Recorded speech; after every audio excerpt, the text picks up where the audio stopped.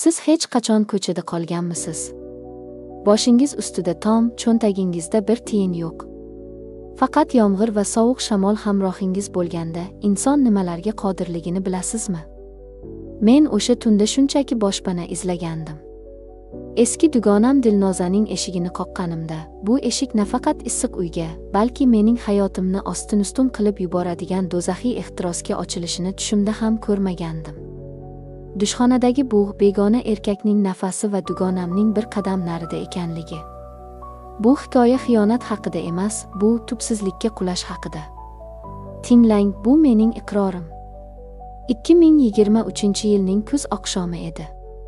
Oktyabr oyining oxirgi shanbasi.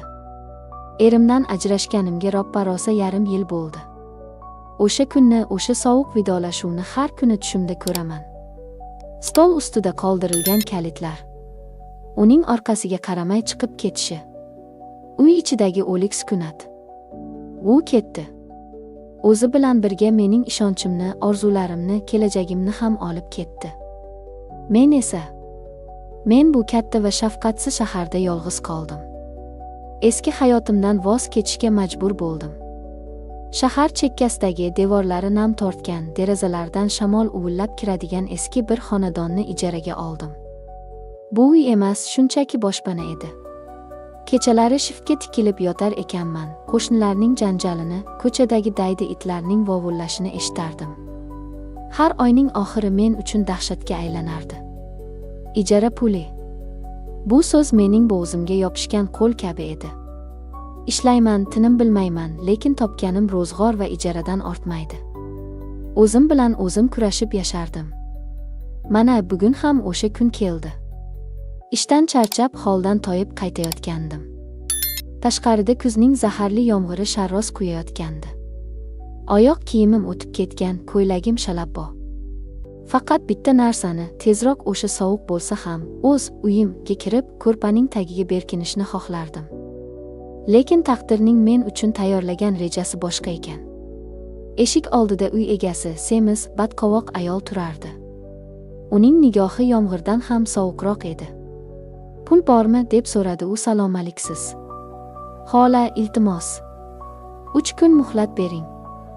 Oyligim kechikdi deb yolvordim. Yo'q. Bugun to'lamasang kirish yo'q. Narsalaringni olib chiqib ket dedi u qat'iy. U eshikni qulflab oldi. Men ko'chada yomg'ir ostida qoldim.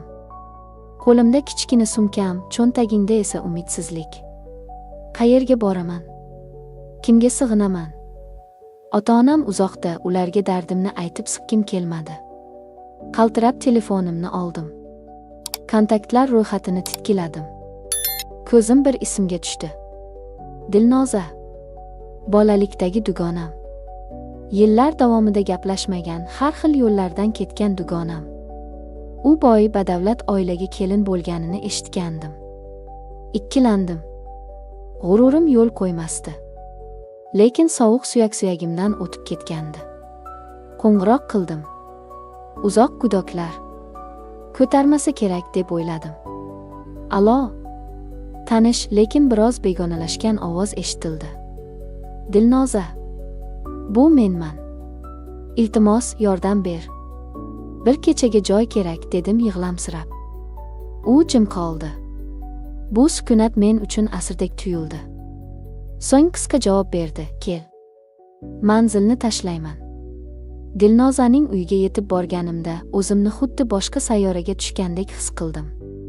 Shahar markazidagi hashamatli ko'p qavatli uy. Liftning o'zi mening ijaraga olgan uyimdan toza va yorug' edi.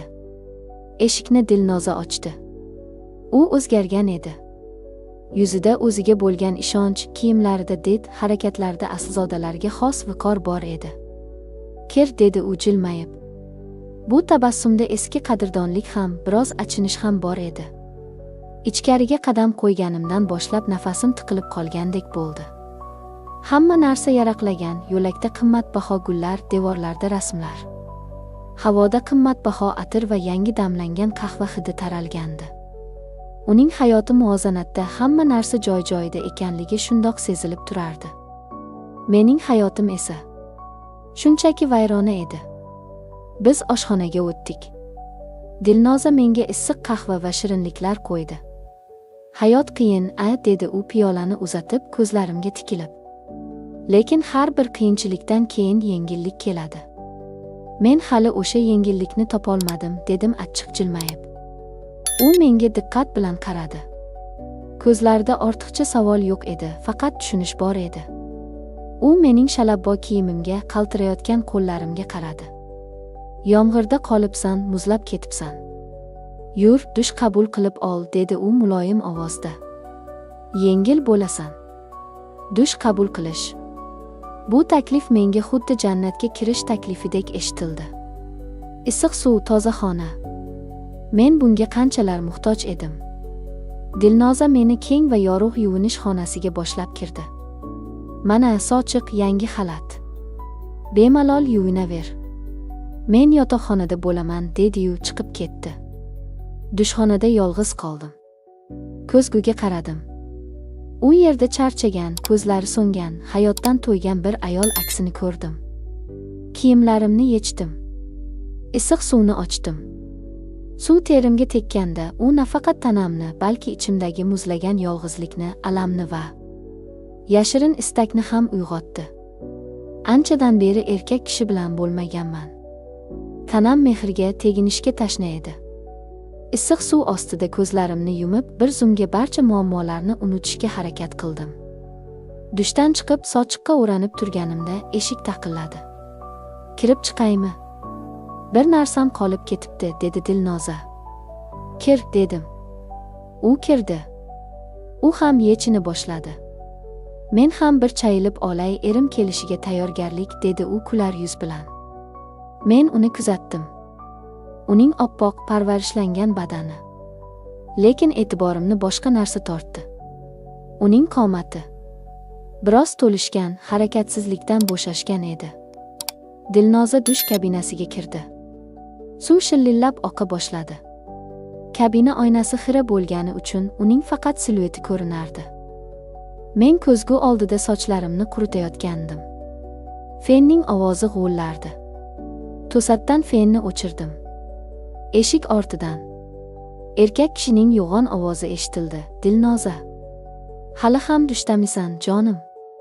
Muzlab qoldim. Bu uning eri edi. Men nima qilishni bilmay qoldim.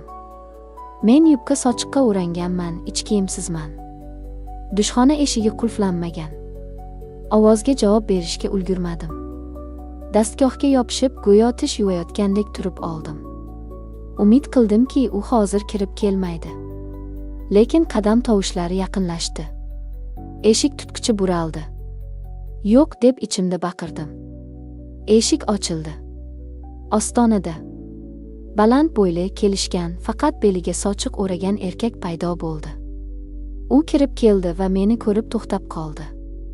Men og'zimda tish pastasi bilan, qo'rquvdan ko'zlarim katta-katta ochilgan holda unga tikilib qoldim. U bir zum menga, keyin ishlayotgan dush kabinasiga qaradi. Dilnoza ichkarida suv ovozidan hech narsani eshitmayotgan edi. U chiqib ketishi kerak edi.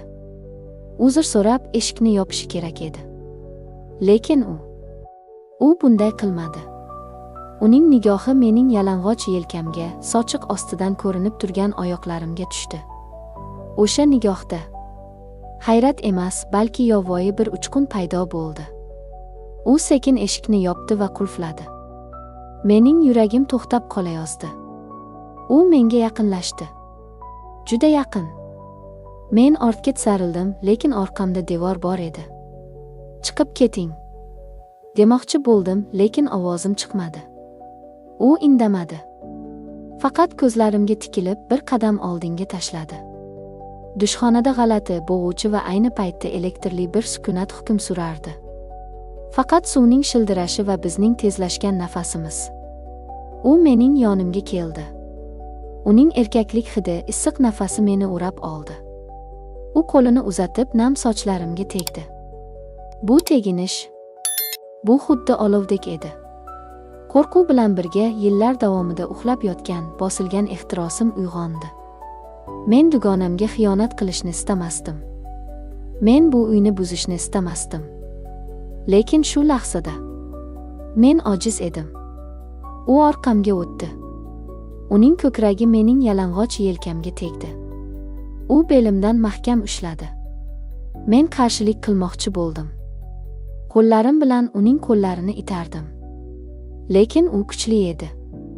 Va eng yomoni, mening tanam unga qarshilik qilishni xohlamayotgandek edi.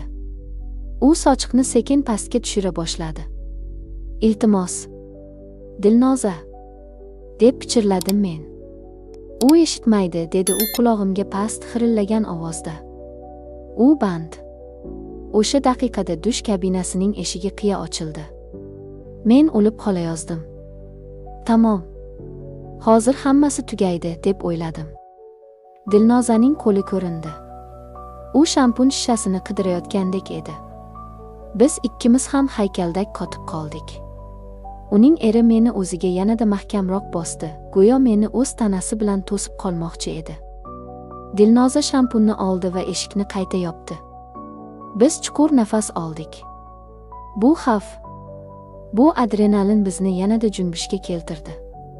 U meni ko'tarib oynali stol ustiga o'tkazdi. Endi ortga yo'l yo'q edi. Uning harakatlari dadil va talabchan edi. Mening tanam og'riq va lazzat aralash bir olov ichida yonardi.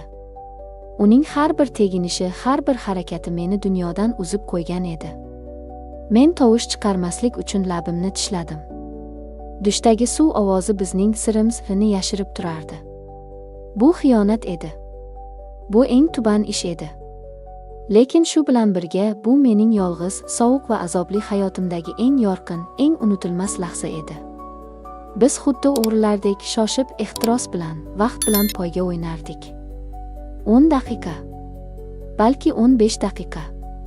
Bu vaqt ichida men butun umrga tatigulik hissiyotlarni boshdan kechirdim. Biz bir-birimizga tikilib so'nggi nuqtaga yetdik. Uning nafas olishi og'irlashdi, men esa holsizlanib uning yelkasiga boshimni qo'ydim. Suv ovozi o'chdi. Bu signal edi. Biz tezda ajraldik. U chaqqonlik bilan sochiqni beliga o'radi va eshikni ochib tashqariga chiqib ketdi. Men titrayotgan qo'llarim bilan sochiqni o'ranib, yana ko'zgu oldiga qaytdim. Yuzim qip-qizil, ko'zlarimda yovvoyi bir nur bor edi. Bir necha soniyadan keyin Dilnoza dushdan chiqdi. U xalatga o'rangan, yuzi tiniqlashgan edi. "Voy, sen hali ham shu yerdamisan? Sochingni quritib bo'ldingmi?" deb so'radi u beparvo. Men unga qaradim. U hech narsani bilmasdi. Uning eri hozirgina shu yerda men bilan nimalar qilganini xayoliga ham keltirmasdi. "Ha, quritayapman", dedim zo'rg'a. Ovozim o'zimga begona tuyuldi. O'sha kecha men mehmonxonadagi divanda yotdim. Uxlay olmadim. Tanadagi hislar, vijdon azobi va qo'rquv meni tinch qo'ymasdi. Ertalab tong otganda men sekin narsalarimni yig'ishtirdim va Dilnoza uyg'onmasdan uydan chiqib ketdim. Stol ustiga qisqa xat yozib qoldirdim: "Rahmat hammasi uchun. Men ketdim. Hozir." Oradan vaqt o'tdi. Men yana o'sha eski hayotimga qaytdim. Ijara sarsonman. Lekin o'sha tun, u mening xotiramda mangu muhrlanib qoldi. Men dugonamning yuziga qanday qarayman? Bilmayman. Bu voqea menga bir narsani o'rgatdi. Inson har doim ham o'zini nazorat qila olmas ekan. Ba'zan sharoit, yolg'izlik va bir lahzalik zaiflik bizni shunday jar yoqasiga olib keladiki, undan qaytishning iloji bo'lmaydi. Bu mening sirim. Bu mening gunohim. Va bu mening eng